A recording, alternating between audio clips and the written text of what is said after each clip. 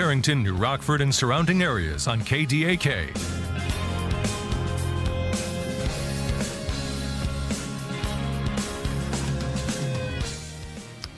All right, this morning in studio, we're glad to be joined by Kayla Graber.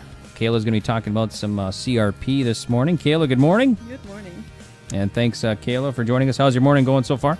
Pretty good. I'm glad it's sunshine this time instead of snow like it was the last time I was here. Yeah, sunshine is good, especially this time of year. So, all right, Kayla, thanks again for joining us. Also in studio this morning, Dion Schaff. And Dion is the district manager for the Foster County Soil Conservation District. Dion, good morning. Good morning, Greg. And how about you? How are you doing? Busy. Busy, yeah. We're getting ready for spring, so yeah. Well, actually, spring is upon us. We're just not ready for it yet. Right. So yeah, I bet probably one of the busier times for around the year for you then, right? Yes, it very definitely is. Okay. Yeah. All right. Sounds good. Well, Dion, we'll get to you in just a second. But first, Kayla, step on in there. We're going to be talking about CRP. So what's all going on? All right. So really quickly, I'm just going to give like an update about where the acreages are for the practices that we have available. We don't have many, but still can get into CRP. So we have some wetland practices acres available still. We were sitting at about 5,000 for those as of the 18th of April, so only a week and a half ago.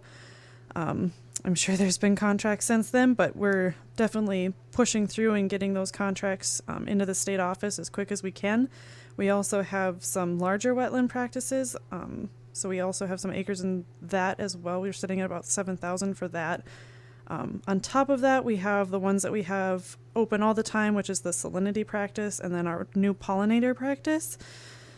The new pollinator practice, it's for the birds, well, the bees, the butterflies, all those fun things that everybody hears about nowadays.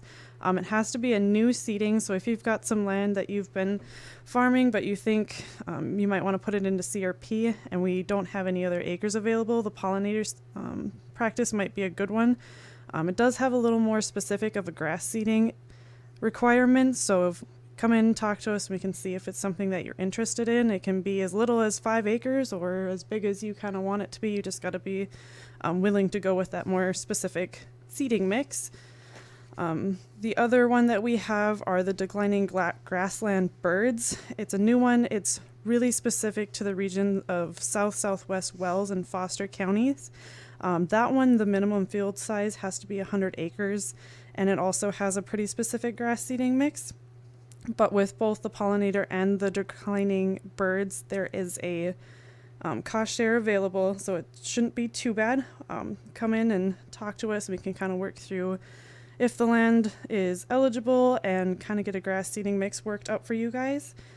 One more thing that I kind of want to bring up that not everybody is aware of. So if you have an older CRP contract, and you all know about the mid-contract management that you have to do, one thing that's changed recently is you don't have to do 50% in year 5 and 50% in year 6. You can do 100% of the acres now in 1 year.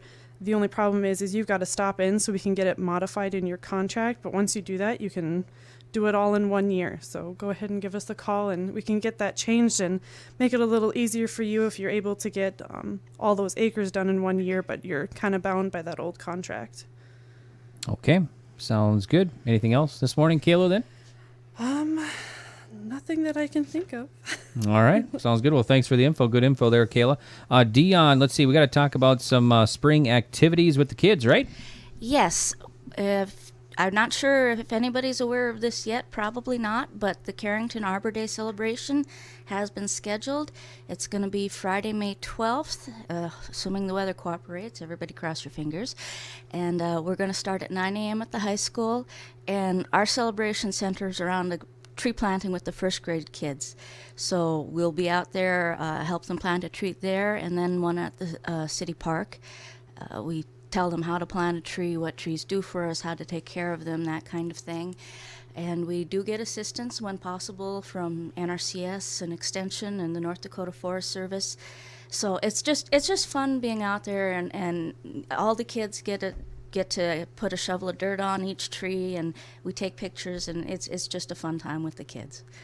Okay. And the other thing we've done is, again, this year, some of the parents will find their kids coming home with a tomato plant at the end of the school year, hopefully.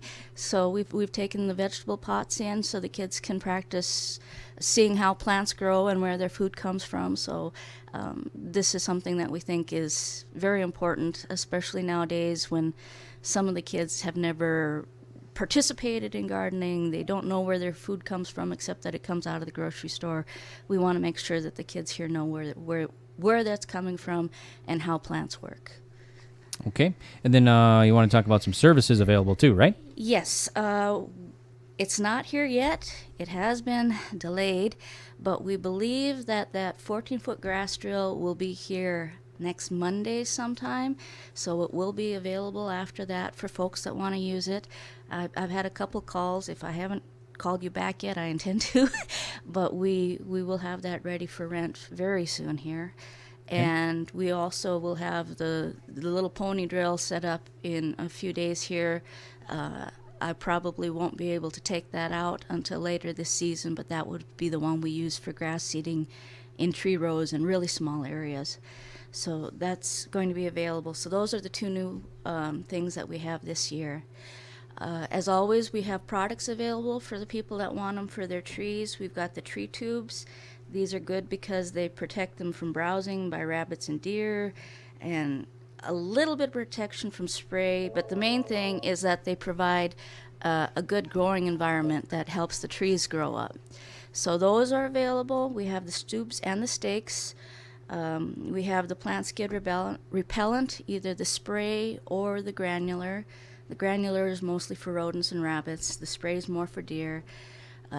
The spray does last for several months in the wintertime. In the summertime, any new growth after you spray has to be resprayed, so you have to keep that in mind. And the other thing we have is we do have the rain barrels. Now, they're available other places. What's different about the ones we have is that we have the diverter system available. So when the barrel is full, the rain just backs up and goes out the downspout the normal way. So we have the parts available for that. We have parts available to make your own rain barrels, or we can make it for you. And you have a system that doesn't overflow, doesn't allow mosquitoes in. It's we can provide you the diverter to use with the rain barrel you already have, as long as it's something that can be set up to work with that diverter. So we have those parts available if you want those too. We're trying to help with conservation efforts around the backyard as well. Okay, awesome. Thanks, Dion. Anything else this morning then? I guess the one thing I should mention is I'm very hard to get hold of right now because we're going to be in the field a lot. So if you do want any of those products, you probably have to call in, let me know, and we'll have to arrange a time for me to get them to you or for you to pick them up. In a lot of cases, it might be early in the morning or late in the evening. So. Okay. And how do we get a hold of you and Kayla? You can just call the Soil Conservation. Our phone number at the Soil Conservation District is 652-2551, extension 3. And there's also contact. We do have the website. It's fosterscd.com, and it will have the emails on there. Awesome. Well, thanks, ladies, for joining us. We appreciate you coming in and giving us that good information this morning. We're joined by Kayla Graber this morning talking about CRP, along with Dion Schaff, District Manager for the Foster County Soil Conservation District. And that concludes